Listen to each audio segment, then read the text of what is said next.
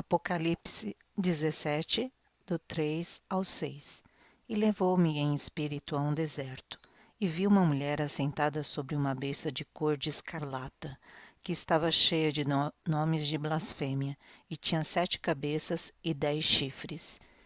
E a mulher estava vestida de púrpura e de escarlata, e adornada com ouro e pedras preciosas e pérolas, e tinha na sua mão um cálice de ouro cheio das abominações e da imundícia da sua fornicação. E na sua testa estava escrito o nome: Mistério, a Grande Babilônia, a mãe das prostituições e abominações da terra. E vi que a mulher estava embriagada do sangue dos santos e do sangue das testemunhas de Jesus. E vendo-a, eu maravilhei-me com grande admiração. Para entendermos quem é a grande Babilônia, precisamos voltar no tempo, em Gênesis 10, 8 a 10. E Cuxi gerou a Nimrod. Este começou a ser poderoso na terra, e este foi poderoso caçador diante da face do Senhor. Por isso se diz, como Nimrod, poderoso caçador diante do Senhor. E o princípio do seu reino foi Babel, Ereque, Acade e Calné, na terra de Sinar. Desta mesma terra saiu a Síria, e edificou a Nínive, Reobote, Ir, Calá, e Recém, entre Nínive e Calá. Esta é a grande cidade. Em Gênesis 11, de 1 a 9. E era toda a terra de uma mesma língua e de uma mesma fala. E aconteceu que, partindo eles do Oriente, acharam um vale na terra de Sinar, e habitaram ali, e disseram uns aos outros: Eia, façamos tijolos e queimemo-los bem. Foi-lhes o tijolo por pedra e o betume por cal. E disseram: Eia, edifiquemo-nos uma cidade e uma torre cujo cume toque nos céus, e façamo-nos um nome, para que não sejamos espalhados sobre a face de toda a terra. Eles estavam construindo um portal para que os anjos caídos retornassem à terra, para que a terra voltasse ao estado antes do dilúvio. 5. Então desceu o Senhor para ver a cidade e a torre que os filhos dos homens edificavam. E o Senhor disse: Eis que o povo é um, e todos têm uma mesma língua. E isto é o que começam a fazer, e agora não haverá restrição para tudo o que eles intentam fazer. Assim o Senhor os espalhou dali sobre a face da terra, e cessaram de edificar a cidade. Por isso se chamou o seu nome Babel, porquanto ali confundiu o Senhor a língua de toda a terra, e dali os espalhou o Senhor sobre a face de toda a terra. Depois do dilúvio, foi Nimrod o primeiro a se rebelar contra o Senhor Deus. Por isso disse: Este foi poderoso caçador diante da face do Senhor. Nimrod estabeleceu um sistema satânico de idolatria e atraiu muitas pessoas a esse tipo de adoração, baseada na idolatria e na feitiçaria. Sem um dos filhos de Noé, profundamente agoniado em ver tantas apostasia, foi motivado pelo Deus Todo-Poderoso a destruir o reino de Nimrod.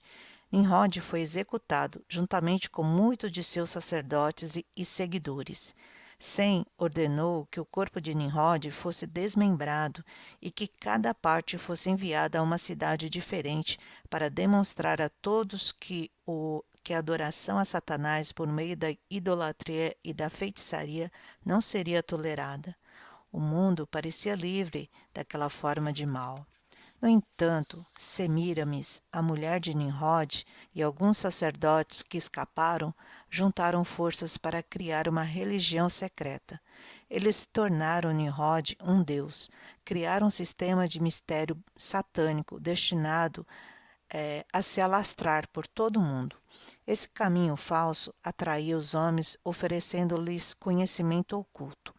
Esse foi então o início das sociedades secretas, iniciadas em aproximadamente 2200 anos antes de Cristo.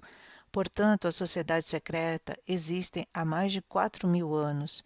São literalmente a igreja de Satanás.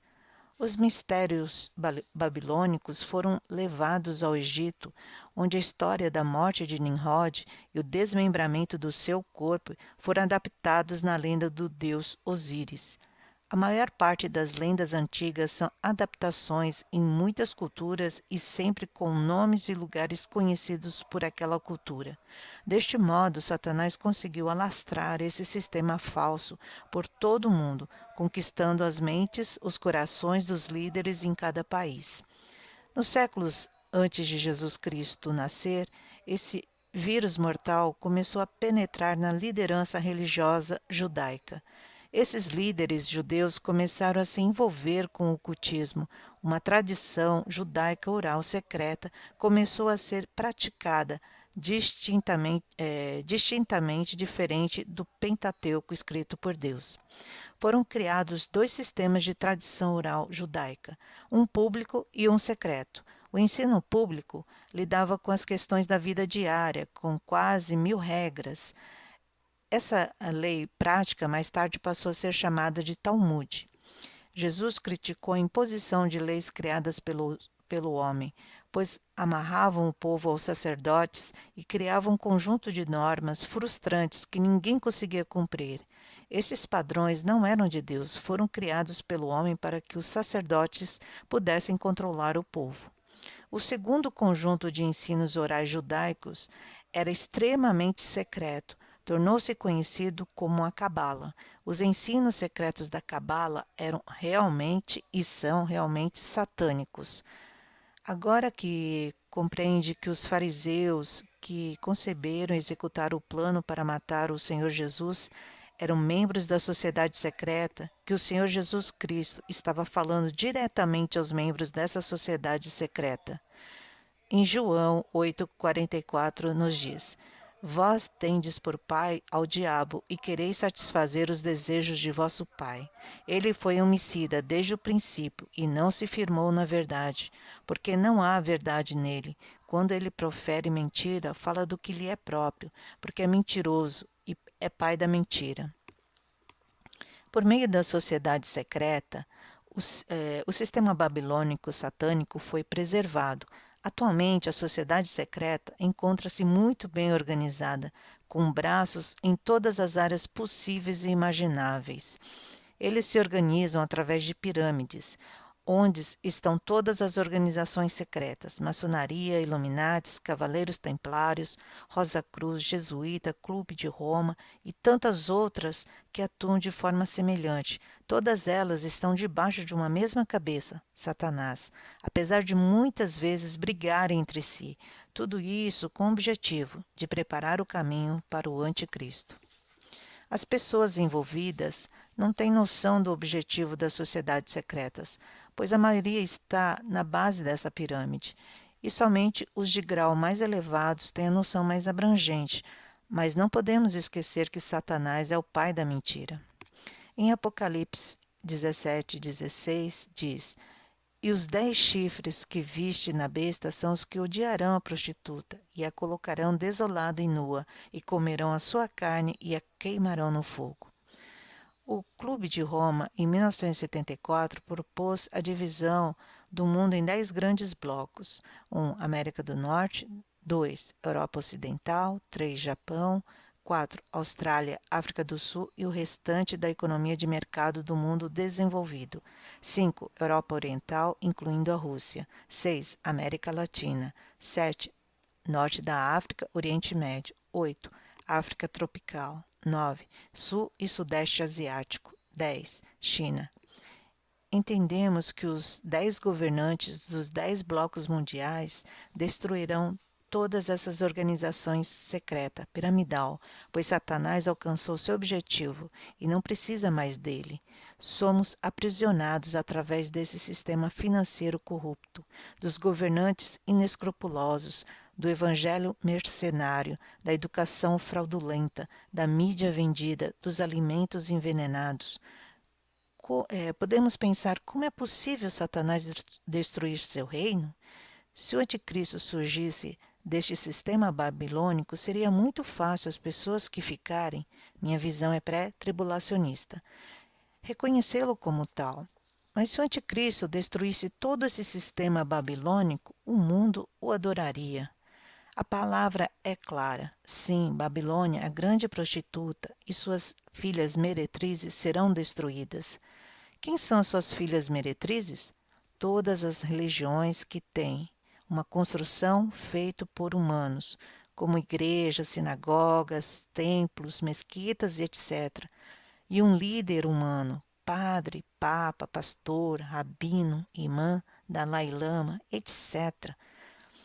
Em Apocalipse 18:4 diz: E ouvi outra voz no céu que dizia: Sai dela, povo meu, para que não sejas participante dos seus pecados e para que não incorra nas suas pragas.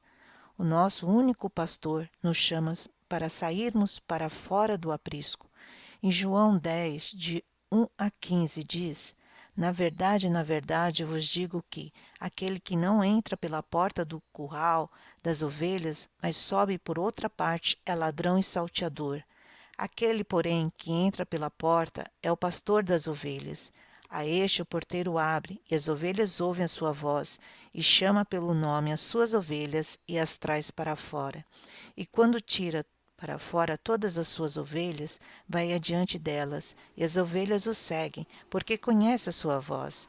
Mas de modo nenhum seguirão o estranho, antes fugirão dele, porque não conhece a voz dos estranhos. Jesus disse-lhes esta parábola, mas eles não entenderam o que era que lhes dizia. Tornou, pois, Jesus a dizer-lhes: em verdade vos digo, que eu sou a porta das ovelhas. Todos quantos vieram antes de mim são ladrões e salteadores, mas as ovelhas não os ouviram. Eu sou a porta, se alguém entrar por mim, salvar-se-á, e entrará, e sairá, e achará pastagens. As igrejas de pedra são os instrumentos que Deus usa para que conheçamos o plano da cruz, o Senhor Jesus como Cristo. Assim entramos pela porta, ou seja, cremos no Senhor Jesus como o nosso único e suficiente Salvador, que morreu na cruz por nós, e agora devemos conhecer a sua voz, nos alimentando da palavra de Deus. Dentro do aprisco? Não. Observe, entrará, se rende ao senhorio de Cristo e sairá. Temos que sair do aprisco, do curral, do cuidado do mercenário, e achará pastagens. O Senhor Jesus é o único pastor. Nenhum homem pode jamais usurpar esta posição que o Senhor Jesus conquistou na cruz. Ele nos guiará, pois nos concedeu sermos a habitação do Espírito Santo, que nos ajudará a compreender a palavra, sem adulteração de homens. 10. O ladrão não vem senão a roubar, a matar e a destruir. Eu vim para que tenha vida e a tenha com abundância. 11. Eu sou o bom pastor dá a sua vida pelas ovelhas, mas o mercenário pode ser traduzido também como assalariado. Recebe um salário para cuidar de um rebanho. E o que não é pastor, mas o mercenário e o que não é pastor, de quem não são as ovelhas, vê vir o lobo e deixa as ovelhas e foge. E o lobo as arrebata e dispersa as ovelhas.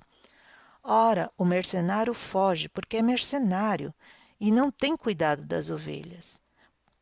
Eu sou o bom pastor e conheço as minhas ovelhas, e das minhas sou conhecido. Assim como o Pai me conhece a mim, também eu conheço o Pai. Dou a minha vida pelas ovelhas. No Novo Testamento, sempre que aparece a palavra pastor, refere-se ao Senhor Jesus Cristo, exclusivamente. Pesquisem e recorram à Bíblia em grego, o qual foi escrito originalmente. Em Apocalipse 3,19. Eu repreendo e castigo a todos quanto amo. Sê, pois, zeloso e arrepende-te.